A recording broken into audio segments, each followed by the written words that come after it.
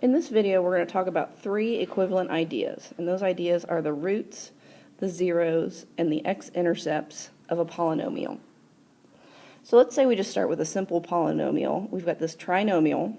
It's a quadratic, and it's x squared plus x minus 6. Now, just like we were doing in the last chapter, this happens to be a polynomial expression that we can factor. So let's go ahead and do that. If we factor this trinomial, we need to look for the factors of -6 that we can add to get +1.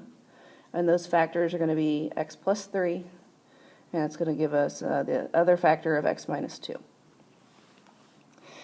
Now, if you look at these two factors, you'll notice that unlike the original expression that had a degree of 2, each of these individual factors are both linear factors because they both have a degree of 1, and that is going to be important.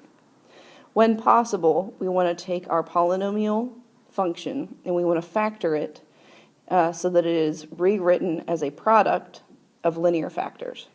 And when we can do that, we can get quite a bit of information about our polynomial from those linear factors.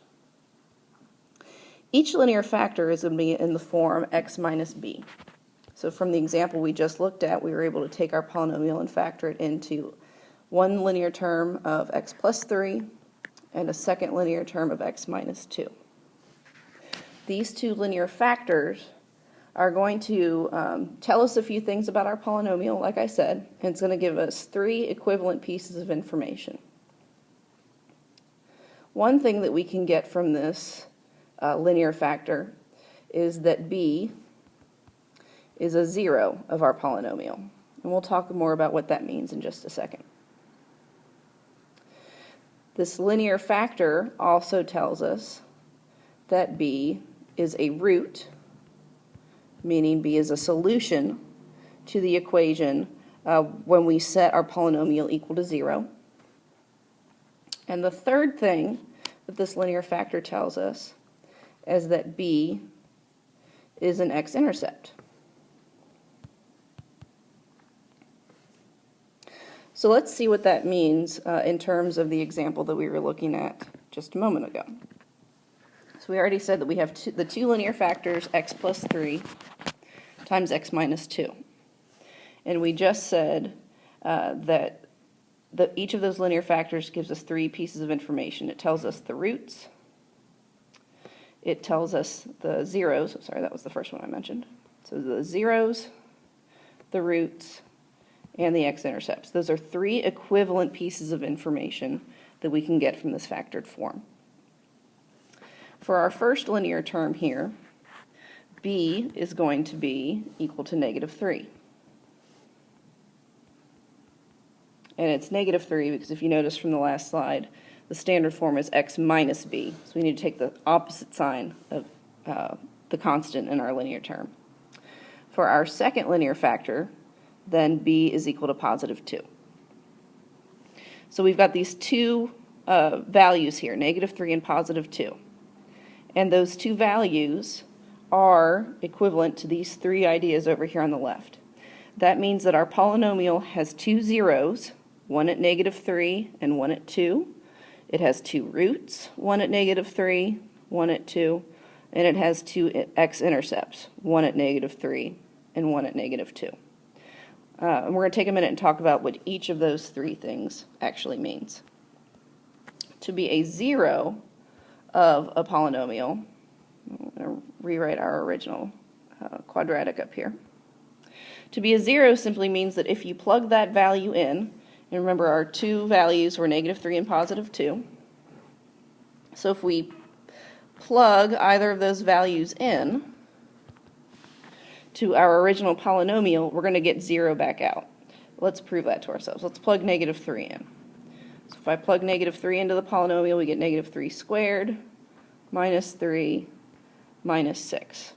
Well, -3 squared is 9, minus 3 minus 6, and 9 minus 3 is 6, and 6 minus 6 is 0.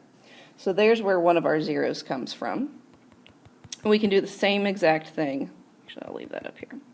So that just shows us that -3 is a 0. We can do the exact same thing for the other 0 at 2, plug that into our polynomial, and we'll get 0 back out.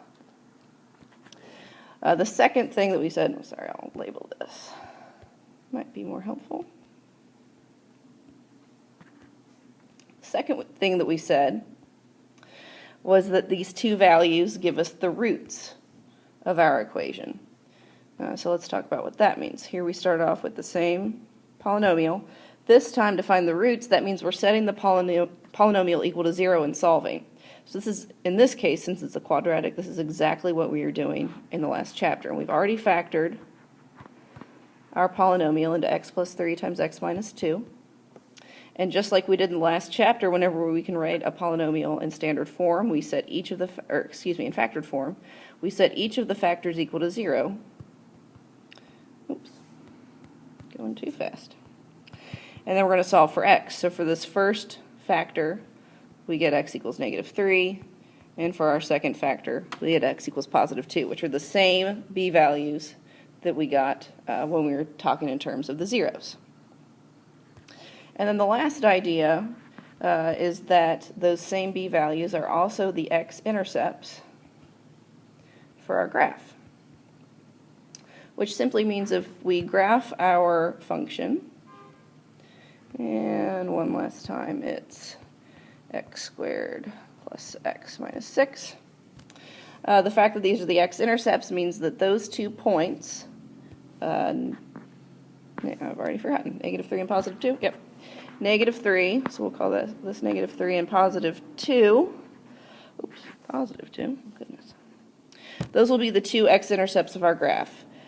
Something else that we know from the last chapter is that -6 is going to be our y-intercept.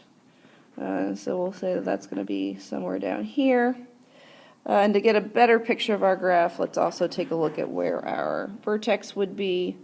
We know that the x-coordinate of the vertex can be found at -b over 2a. So the x-coordinate of the vertex is going to be 1/2.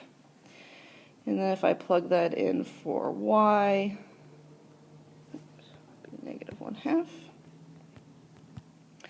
Let's see, 1/2 squared is going to be +1/4 minus 1/2 minus 6. So that would be -1/4 minus 6. So our vertex will be at the point -1/2, -6 1/4. So that means our vertex of our parabola will be right about in here. We know we've got a y-intercept there, and we've got our 2 zeros. So from just that information, oops, not very good, I can create a pretty good sketch of what our polynomial, in this case our parabola, would look like.